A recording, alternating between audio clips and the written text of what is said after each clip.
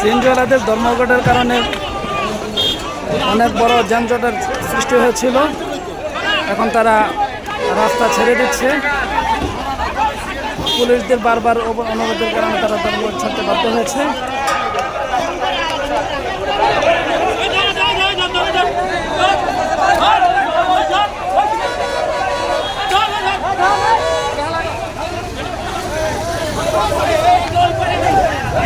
ভাই এই ভাই হ্যালো, কি আপনি কি মাইনে নিচ্ছেন নাকি? ওটা আগে যেটা বাতিল, মানে যেটা করছিল ওটা বাতিল। ওই 50,000 টাকা জরিমানা আর হবে না। মানে 50,000 টাকার জরিমানাটা হবে না, বাতিল করে দিতে বিএডটি থেকে বাতিল। আর এই যে মিটারে কি চলা লাগবে? এখন ওটা এখনো ডিসিশন নেয় নাই।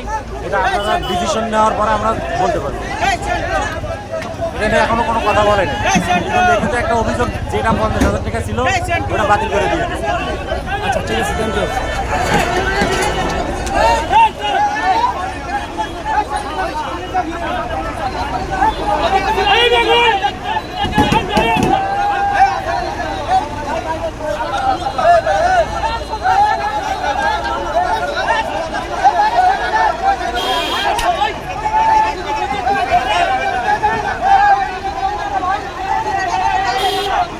এখানে গাড়িটি ঘোরানোর চেষ্টা করতেছে, কিন্তু আন্দোলনকারীরা এদিকটা ঘুরতে দিচ্ছে না, সরাসরি গাড়িতে সোজা যেতে বলতেছে।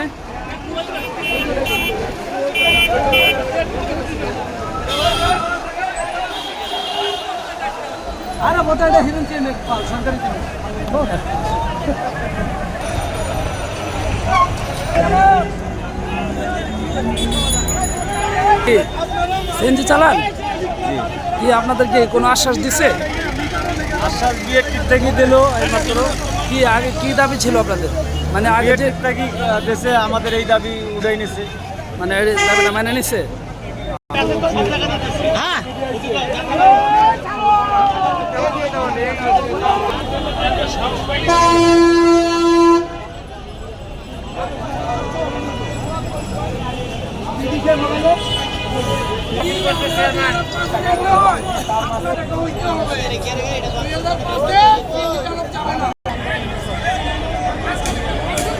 আইল্যান্ডের উপরে দেখো কলেজ ক্যাম্পের যাওয়ার মুখে